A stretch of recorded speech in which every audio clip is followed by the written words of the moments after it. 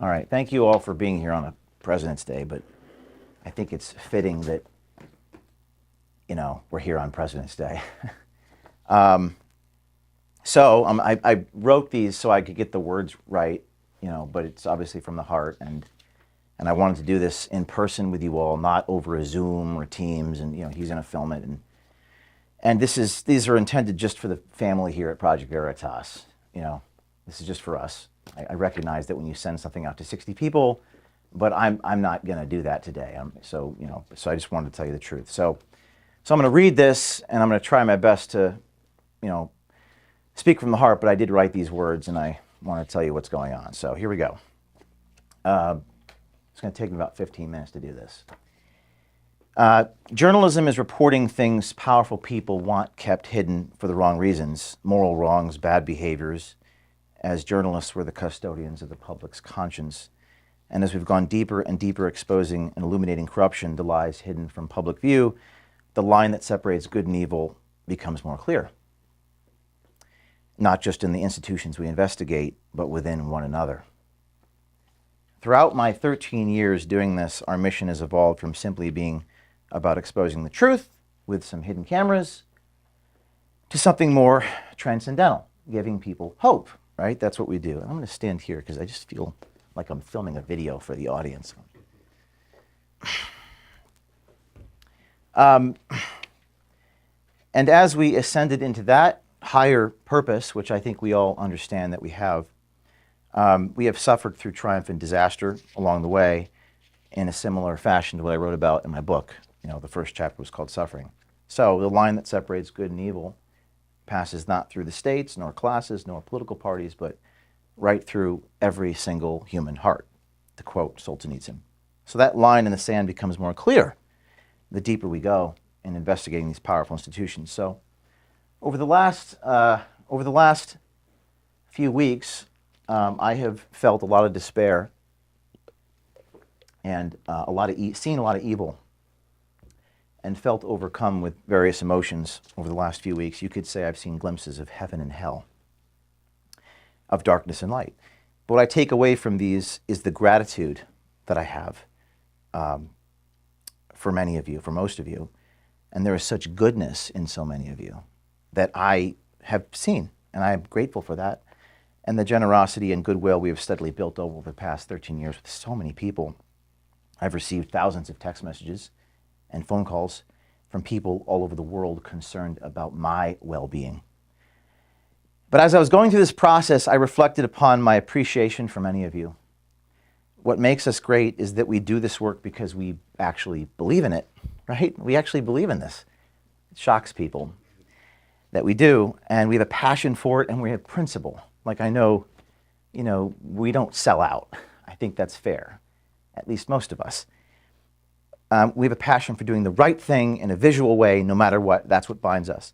I know many of you have experienced this despair alongside of me in the last couple weeks. One of you just told me the other day that you'd go work at Walmart at the night shift so that you could do this during the day. That's what one of you said to me. I believe you. Rather than sell out. In fact, I know this is true for many of you, and many more out there who wish to be part of this. It's true. I remember back in the beginning, 13 years ago, when I had no money, I would have to use bubble gum, duct tape. I think you were around during that time. I keep looking at you because I've known you since Andrew Breitbart. And my grandmother's chinchilla, I literally had to place a Project Veritas sticker on a piece of cardboard that I ripped off from my dad's cardboard and stick it to a microphone at Radio Shack because I had no money to buy a flag mic. And this was after experiencing a meteoric high of the acorn story. I was up and I was down, and I was broke again, and I was arrested, and then crashed down to a meteoric low, back in the carriage house, resorting once again to bubble gum and duct tape to achieve the NPR investigation that took us yet again to a meteoric high. I was so broke that I had to scribble my name and phone numbers on pieces of paper because I had no business cards. And so the saga continues. Back then, there were no employees and no budget. But I felt the same sensation this week. I feel the sensation right now As Steve Jobs once wrote about being fired from Apple, the company he founded, quote, "The heaviness of being successful was replaced by the lightness of being a beginner again." Less sure about everything. It freed me to enter one of the most creative periods of my life. So back then I trudged on from the back of a stretch limo in DC, two guys, I was on federal probation so I couldn't be there, but two of my volunteers dressed like Muslim Brotherhood fundamentalists armed with hidden cameras. Project Veritas was born again in 2011 for a second time. A couple of donors eventually became 100,000 donors present day, 13 years later. After almost a decade and a half of 85-hour work weeks, sometimes traveling 300 days a year, I'm on the road, packing multiple meetings in a day, and plenty of blood, sweat, and tears, the likes of which I could never have possibly fathomed.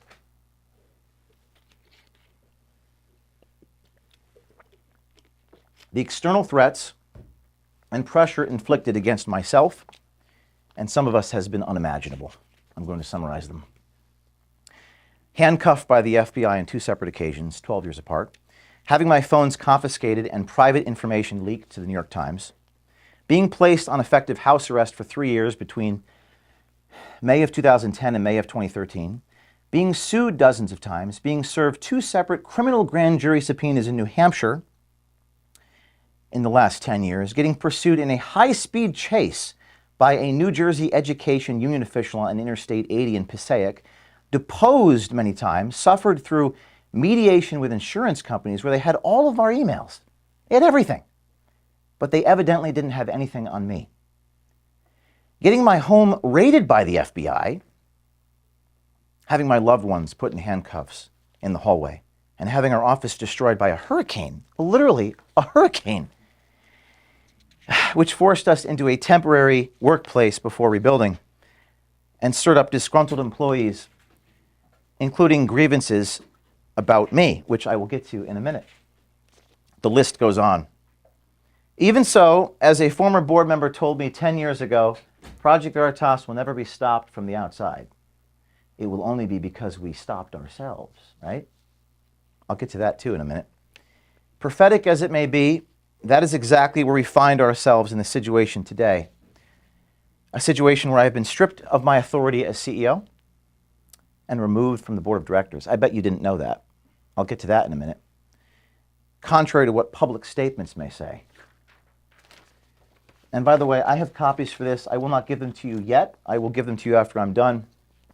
And there are board minute meetings, which you'll all get a copy of, that read as follows. Quote, James O'Keefe indefinitely suspended as CEO without compensation. February 10th. Yes. Quote, indefinite suspension of James O'Keefe from the board. Dated February 10th, 5 days before the statement, saying that I'm still the CEO. I don't know why this is happening now. Or specifically why this is happening suddenly, right now. As you know, at the helm of Veritas, I've never allowed or entertained speculation. I only report the facts. I think you know this. You're involved in hiring. But don't you know that so many people want to go beyond the facts? I'm adamant that I'm only going to stick to the facts. So much so that sometimes we don't hire people if they want to pontificate and opine about what's going on in society. And I've had people leave because they don't agree with this vision, okay, of what a journalist ought to do.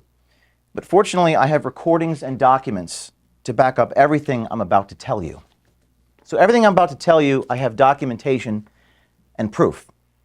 So you don't have to say I wasn't there. You can listen to it and watch it for yourself.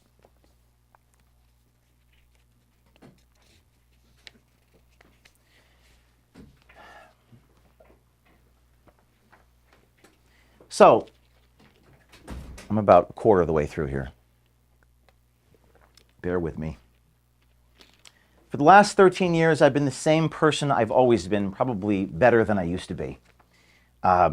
These are adjectives some people used. Tough, hard-charging, driven, creative, exacting. I have extremely high standards and somewhat disorganized. I don't ask you how your Thanksgiving was, okay? Or the names of your siblings, although a good leader probably should. I don't do that. I ask a lot of you, but I don't ever ask you to do anything I haven't myself done and continue to do. I haven't always been the most compassionate leader, and that is admittedly a fault of mine, something I need to work on. But I remember when I was back in the carriage house in the beginning, there was a journalist in the beginning, and he pointed this out to me. He said, you need to be more compassionate. Asked me about my life. And it hurt him that I wasn't more compassionate towards him. Personally, I told him it was difficult for me to change myself. But this experience stayed with me, and I always have known this about myself. I've tried to do a better job of that, but the truth is I've been very hurried, very busy, pressed for time every day, trying to pack in so much in a day. I think you all know this in meetings. I'm busy because I'm trying to get so much done in an hour, all the while moving at the speed of light to raise as much money, to hire more people, to take care of you guys in a fundamental way, although I may not be good at communicating the reasons why I am that way. I'm doing as much as I humanly possibly can so I could build this place out and do more. And that's what we did every year, each year since 2010. Growing every year, sometimes doubling our revenue, doubling our impact. I have a chart here, which again, I'm going to hand to you, the chart of the growth every year. I have never slowed down. I recognize that perhaps I should, but number one, there's a trade-off to slowing down. And number two, I need the right leaders around me in order to do that. So along the way, there has been much turnover, replacing people with better people. This was painful to me and to many of you who witnessed it. But that has always been happening since day one. There was turnover 10 years ago when I had to fire a friend from college. Let's just maybe hold off on that until the end. So I'll make sure that everyone has a copy of this. And I don't intend to publish this. This is for you guys internally. I had 10 years ago, I had to fire a friend from Rutgers. That hurt me. It took me months to get over this. I never discussed this. I felt for him, but it was the conflict that ate at me, but I had to do it. See, leadership has a price, and results often come at a human cost. Maybe fewer in this world, present day, are willing to pay that price. Many people want the fruits of leadership, such as its power, results, Twitter followings, secondary effects, but the price of the responsibilities, burdens, trials, hardships, difficult decisions, or just sheer suffering, I don't think people want that.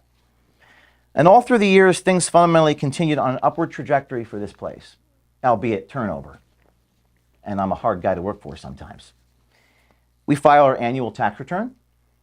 A public tax return is required by the IRS.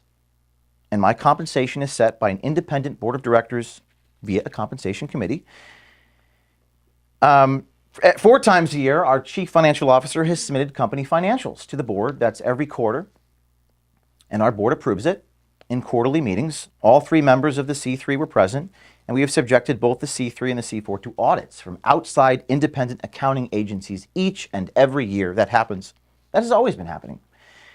Nothing about how I've conducted myself over the past 13 years has really fundamentally changed. Until now. So what has changed in the last 3 weeks? What has changed? The only thing that has changed is that we broke the biggest story in our organization's history. You know that one I'm talking about? Pfizer. The last week of January, with 50 million views. That broke the record by 10x. Our video became a global phenomenon. It was about Pfizer and one of the directors discussing mutating the virus.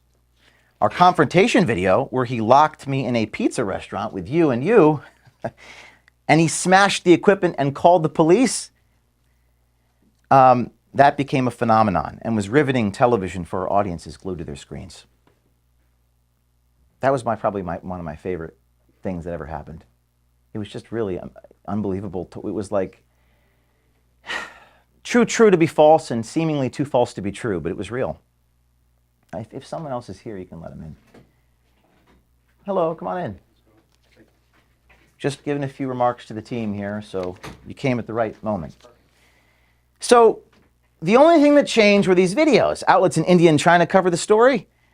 And our social media exploded like never before. Our employees and board members' Twitter accounts also exploded like never before.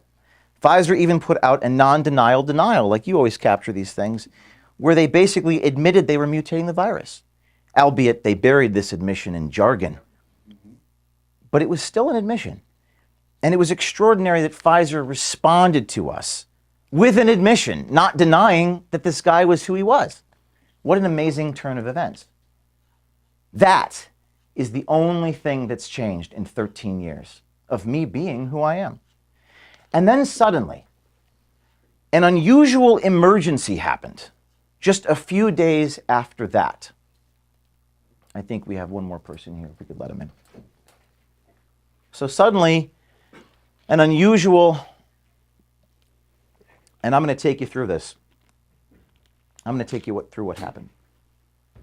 Some of you don't know these things. Hello. We're talking about the story we broke, and an unusual emergency happened. On Thursday, February 2nd, that's a few days after the Pfizer story, I was informed by an officer of Project Veritas on the phone while en route to the airport that he would resign unless I stepped down as CEO. We've been having a conflict of visions, him and I, over fundraising. Are we in fundraising here? I guess no one from fundraising is here. I don't know. There were tactical disagreements about the boldness of approaches soliciting donations. I was told, and I'm paraphrasing, by asking for X dollars right now, you will prevent 10X dollars down the road. That advice ran contrary to everything I knew to be true in my 13 years of fundraising. But that conflict was even more fundamental and essentially boiled down to this. And my vision, I'm going to paraphrase Howard Rourke, the architect, quote, I don't build in order to have donors. I have donors in order to build. That's what I believed, and I felt like we had a conflict of visions. We don't measure our success only in terms of how much money we bring in. We measure our success in terms of our impact. Remember Acorn? I don't think I raised a single dollar off that. I had a stack of media coverage to the ceiling. We measure our success in terms of what we produce, not just in terms of our wallets. That was a pretty fundamental conflict, I felt. The day prior, I had informed him in front of his colleagues that if he wasn't willing to follow my lead, he'd be shown the door. I tried to deal with it privately, but I was unsuccessful, and the disagreement boiled over publicly in a staff meeting. The next day, this individual refused to resign, so I fired him. Later that same day, that's Thursday, February 2nd, a few days after the 50 million viewed Pfizer videos, I was informed by a different officer of Project Veritas that he would go to the board in a few hours from that moment and have an emergency vote to restructure this company. Receiving an agenda in my email while I was sitting on an airplane tarmac with the doors closing, the meeting was scheduled for the moment that my plane landed in Nashville. It became clear to me in that moment I would be removed from my position at Project Veritas by the time I landed at my destination. I bet you didn't know that. I have a copy of the emergency meeting here for you guys to take a look at. It's in writing. You could read it. You don't have to be there. You can read the minutes. They're official board minutes. They're written by a lawyer. My first question on the phone to this guy, my colleague, as I was staring at this agenda when the stewardess was asking me to get off the phone, was, quote, what are we going to tell our supporters if I'm removed from my position? I think that's the first question. I had 100 questions, but that was the first one. My colleague, who is an officer of Project Veritas, responded by saying, our supporters wouldn't have to find out. Sounds like something you would get in the Claire McCaskill campaign. It sounds like something you'd expose. I was so shocked by this, and again, the stewardess was asking me to get off the phone. I guess you could say that I was in a state of complete shock. How would our supporters not be informed of such an enormous thing? It was a lapse in judgment so severe that it was itself a fireable offense to make a statement like that. It was a lapse in judgment so severe, it was impossible to hide my removal from my position at Veritas to anybody. As the CEO and chief fundraiser, I have to explain the context of my role to thousands of people, 300 days a year on the road, while soliciting them for funds so that I can pay you. And I knew many of our supporters and donors would not like that change. If I was removed from the chief decision maker at the organization I founded, I share who we are, our vision, our structure, our strategy with everybody. In fact, hiding something so fundamental from people is something that we stand against in principle, particularly with the amount of scrutiny that we're under. The doors closed, the plane took off, but somehow, over the next few hours, I was able to convince the board to push this emergency meeting to that Monday, February the 6th. The very next day, and this is where things gets really bizarre, so fasten your seatbelts. The very next day, on Friday, this is now Friday, February 3rd, a board member reached out to one of our journalists and stated, quote, "You get a raise if there is a restructure without James O'Keefe at Project Veritas." I have a copy of the text message, and I'll give it to all of you. I redacted the name of the journalist. The board member deleted the message, but not before our journalist took screenshots. Good job, journalist. Yeah. On Sunday, February 5th, now that's Sunday, 2 days after the Friday, a board member requested my presence at his home. He informed me, quote, "You had nothing to do, James, with this Pfizer story," unquote. Perplexed by this, I took out my iPad and showed him a video of myself confronting the Pfizer executive, which had 11 million views on YouTube. He responded, quote, "But that was after the undercover video had already been done," unquote. I pointed out that the brave journalist, and many of you know who this person is, I'm not going to name anyone, who recorded the interaction was someone that I had to sit down over a year prior, remember, over dinner, for hours, talking off the proverbial ledge, insisting he take the long, arduous road to get the story about Pfizer, and indeed he did. The board member, responding to me saying that, said he did not know that, and admitted that another board member was persuading him to the contrary. In the meeting, we're fast forwarding to Monday, 2 weeks ago, on the 6th, I offered an apology letter to the board for my tone of voice in the office at the leadership meeting the week before, that I intended to also share that apology for my tone of voice with our staff.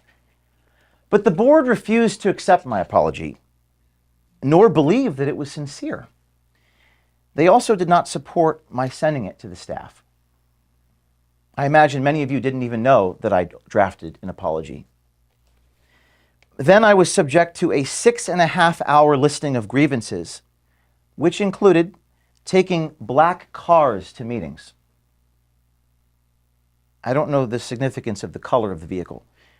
And taking a few charter jets over the years to pack multiple PV meetings in a day. One of those jets, I think we had a meeting in New York, Wisconsin, and California in the same day, and it raised $2 million. But the revenue part was omitted. There was also some truly bizarre grievances, including my failure to record audio in one encounter at a bar in upstate New York, and an allegation that I stole a pregnant woman's sandwich in federal court. There were also discussions from a few staffers with donors in the boardroom. Donors were listening to some of this, and some of these were sent directly to donors without my consent. Donors who have no knowledge of my personal life and have no business asking questions about my personal life, about girls I've dated in the past. A fundraising colleague relayed, and again, this is going to start getting really strange, but this board meeting was video recorded. We'll get to that in a minute. A fundraising staffer relayed, quote, "concerns about my behaviors regarding videos where I, quote, literally chased a Twitter executive around New York." By acclamation from all of you, in 2022, that video about the Twitter chase was one of our most successful videos. But yet, your colleagues in a boardroom were expressing concerns about it. Every board member previously communicated their love of that video, but none pushed back in that moment when the staffer criticized it. Why? The attacks were so severe against me personally in that boardroom, and again, this is all video recorded, and I suggest that you ask for that. I will not provide that to you. The attacks were so severe that one board member asked, quote, "Is there anything James O'Keefe is good at?" That's what your board member said. Oh, and by the way, this meeting was video recorded. I'm going to keep saying that. You may want to ask existing board members if they want to share that entire video with you. I suggest you request the entire 7-hour or so video to see for yourself what actually happened. You don't have to have been there.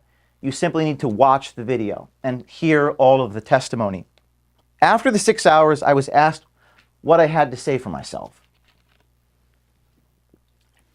I was given about 10 seconds to respond, and then I was dismissed. Then, and I'm reading from board minutes drafted by lawyers who are taking a record of what the board members said and did, a vote was called to strip me of all of my authority and decision-making at this organization for half a year. That's 180 days.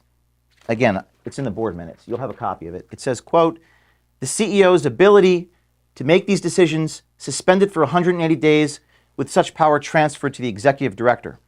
The executive director reports to the board. The CEO is placed on leave for 2 weeks, and the CEO's access to donors is restricted. So I can't talk to donors. I can't raise money." Let's see. Okay. My first question before I was dismissed, I asked how the remaining team will manage the company and what the plan was. That's something you had essentially, what's the plan? But they didn't provide one. It was clear they didn't actually have one. And then I was dismissed. So I went off the grid as requested. Went hiking with Kennedy in the mountains. Within a few days of going off the grid, I started receiving missed calls and texts from the same board members and officers who demanded I be gone. They informed the staff that they're waiting to hear from me. I found that odd. There was a corporate resolution demanding that I be gone for 2 weeks. I was a little worried about violating the corporate resolution, wouldn't you? This was while I was commanded by a motion of a board to be literally gone on paid leave for 2 weeks. And then an officer at Project Veritas took a screenshot of my read receipts of text messages and distributed them to you, saying, quote, "You owe your team a response, please allow communication." This was during the time when I was required by the board to be gone. Then, it's going to get stranger. Then, and again, I'm going to give you copies of all this. Then, on February 10th, you guys don't know what I'm about to tell you, another board meeting occurred. Again, I'm gone. With the meeting's minutes reflecting that they had indefinitely suspended me from the board.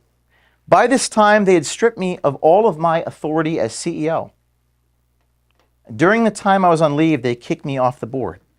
So I can't be a CEO if I have no authority. I can't make any decisions. I'm not allowed to access any donor names. I wasn't even sure what my job was or if I even had a job. Right now, I actually don't. I'm not sure what my job here is. In the board minutes, it says that I no longer have a paycheck and I'm indefinitely suspended from this organization. 5 days later, after that, on February 15th, a statement was put out by this organization, by this organization's executive director, saying, quote, "James has not been removed from Project Veritas." 5 days after they removed me from Project Veritas. "James is the hardest working person I've ever met. Those who know him know he will not take time off unless forced to." Absent from the statement was the actions of the board to remove me from the board and remove me as CEO. I don't know why they omitted that part. Later on the 15th, the same day, while hiking with Kennedy, PV put a statement by quote tweeting a picture of me with him saying, "There is nothing better than enjoying a well-deserved vacation." That tweet failed to mention that by then I had been removed from the board and indefinitely suspended as CEO. Why didn't they put that part in? This is where things get really messed up.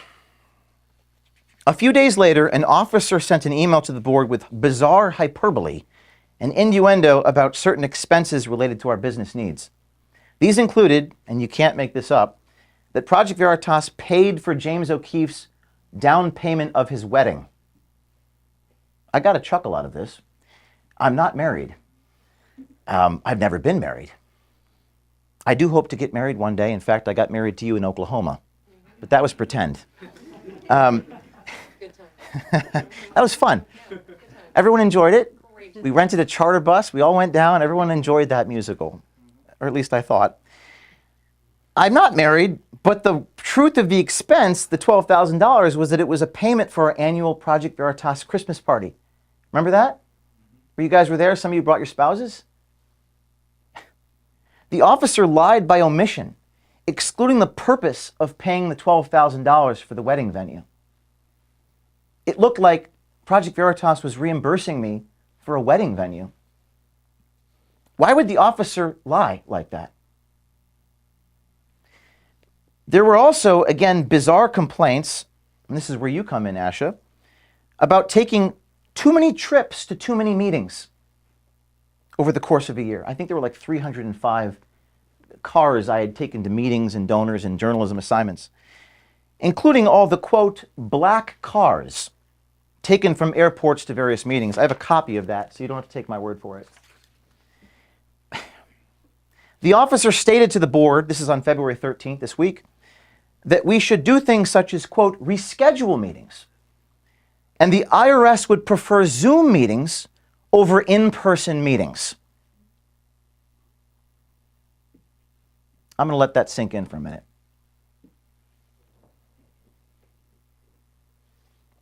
My lawyers got a real laugh out of that one over the last couple of days. And again, I have a copy of these. You can read them for yourselves. The wedding, there's a line item here. It omits the purpose of the expense. It was for a project. You were there. You were dressed in your amazing Christmas clothes. I remember it was beautiful. It was like a Christmas PJ blazer thing you had on. That was that one. You were there. Yeah. It wasn't a wedding. It wasn't a wedding. Thanks for bringing the outfit. It was a great outfit. I remember that was what I remember from that. And we sang "Oh What a Beautiful Morning," but it wasn't. I didn't get married. It was a Project Veritas Christmas party. Not that I saw. Our Christmas party this year cost about twice as much. That one was about $12,000. Okay. And I have the line item here that sent to the board about the black cars. Too many car trips. And by the way, Zoom meetings over in-person meetings is not how you raise money and not how you conduct your journalism. It's hard to get the content over a screen. Ask our journalist if that works to produce a story. In fact, I would maybe ask you guys to ask these guys how you're supposed to do your jobs without taking, quote, black cars around. I don't know how I can do my job here if I can't transport myself around the United States. It actually doesn't make any actual sense, does it? None of this makes any sense. And why is it all happening right now? Those are the questions I have. I don't have answers. You guys are journalists. Maybe you can go find the answers. I don't know. After this series of events, I wrote a letter to the board on February 16th with the proposal. Many of you have not seen this, but this is what I sent to them, which I guess they haven't shared this with you, but I'm going to share it with you now. With a proposal that the board members resign by the end of this past week. We're now past that point, or I'll be forced to walk away. And this is what I wrote.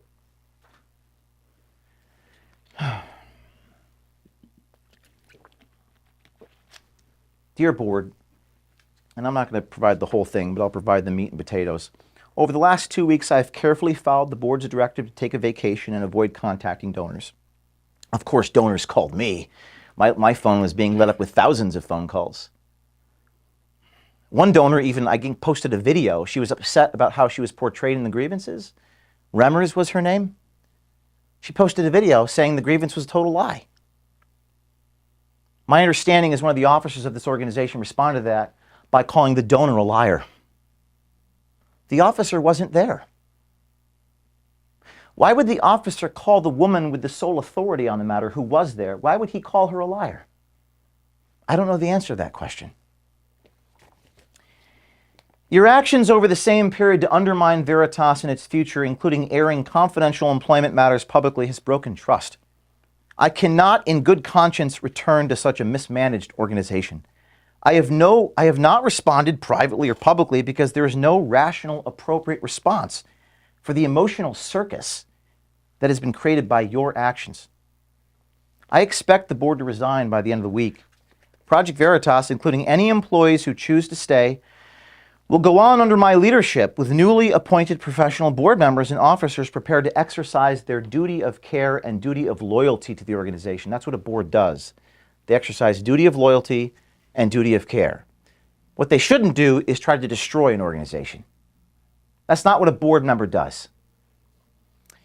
I will return to work on Monday, that's today, and work with the remaining team to go forward with our mission.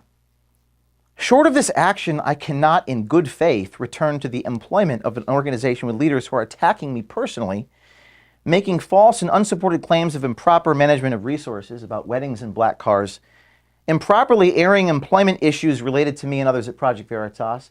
I did not leak that document, and I would swear to it under oath. But it probably wasn't the best idea to march employees into a boardroom. That's never happened in any boardroom in the history of boardrooms. And that's one of the reasons why our donors are so upset. That doesn't happen. Ruining our reputation in front of supporters and donors and leaking confidential information and fabricating stories. One of our ethical rules is we don't lie to our audience. I've never lied to our audience in 13 years. But I was stripped of all decision-making last week. And you guys put out a statement lying to your audience. And there's nothing I could do about it. Because I was stripped of all my decision-making. I was removed from CEO. I was asked to be gone until the 20th. It is now the 20th. I asked the board to resign for their conduct, and they did not. So currently, I have no job at Project Veritas. I have no position here based upon what the board has done.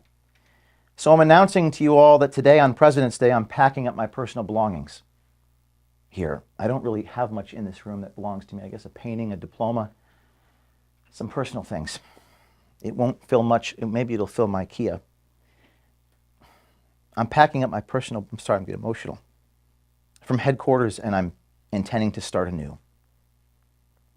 I don't have the answers to why they've been doing this, or why board members were going directly to employees to collect grievances on the week of our biggest story ever.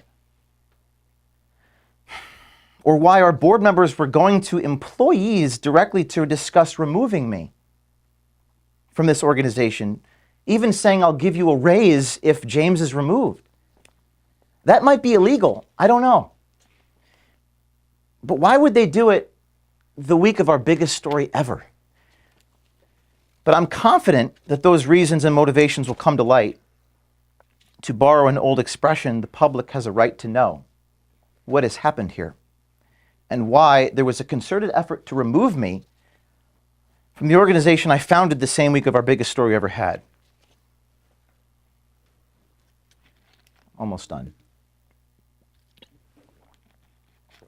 This is very difficult. And I'm filming this for the staff. You know, sorry you couldn't be physically here, but this is for internal distribution. My dear team, I do love many of you. I never said it, those words, but I'll say it now. I want to go back to the beginning of what I said and express how important so many of you are to me, how I still believe we have a long and bright future together somehow, some way, and to share my profound appreciation for many of you. When I left the office, and this is where I'm going to get emotional, so please forgive me. When I left the office on February 6th after being stripped of all my authority, I saw my father and I gave him a hug, realizing just how honest and real of a man he is. Both my parents are as genuine and down to earth as a son could ever have. It's true, you never really know someone until you go through hell with them. You see, back in the carriage house 13 years ago, the feds would come to my home to make sure that I was inside my house, administering random drug tests and rifling through my expenses to make sure I wasn't lying about the strawberry ice cream I bought at 7-Eleven. And I didn't have any money, but they went through my debit card statements and tried to get me to sign things to prove I wasn't lying. There were federal agents showing up at my parents' house. There were no donors. There were no supporters.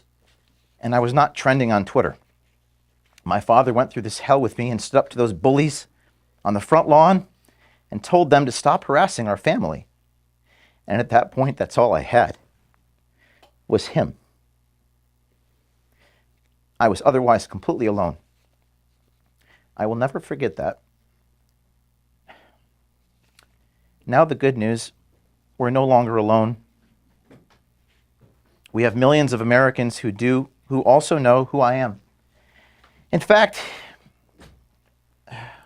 sorry. All right, we're all trying, boss. In fact, you have, and we all have watched their overwhelming support. They see the truth. They know who I am. I also know many of you know who I am, and you know what's right, right? You know, you're people of principle here. People in this room. And this now may be your moment of truth. One of you called me from a closet the day of the 7th after I was suspended, the day after I was let go, and you were crying. I never heard that tone before. I told you it was going to be okay. You were afraid of what was happening here. You said, this is really hard to take. I can't take this anymore. I told you that I struggled alongside you, although I wasn't physically there. I told you that I loved you.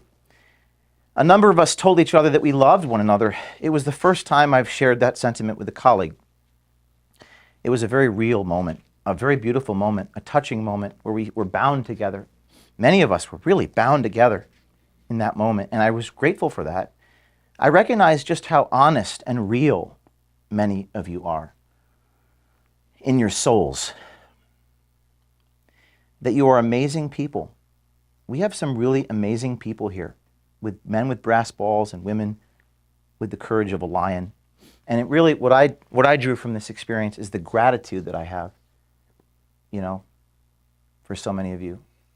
And as I was going through this horrible pain, where I lost 8 pounds and couldn't sleep for 5 days, I was actually overcome with this amazing gratitude. True story. I was really feeling it, and I'm grateful for that, because I've experienced something I never have, because I saw the goodness in many of you that I did not previously see. So I amend the statement that I made in the beginning of this.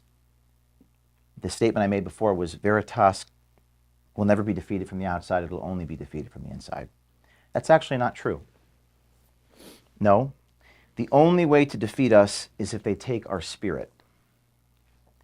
And from the looks of things, many of us remain completely undefeated and unbroken. So, our mission continues on. I'm not done. The mission will perhaps take on a new name, and it may be no longer called Veritas, Project Veritas. I'll need a bunch of people around me, and I'll make sure you know how to find me. And I'll quote when you invited me to New York City and did that little stand-up, how fitting that from Shakespeare, quote, "And this story shall the good man teach his son." We few, we happy few, we band of brothers and sisters. So with that, I'm going to collect my things. I'm going to load them into my car. And I hope to see some of you soon. That's it.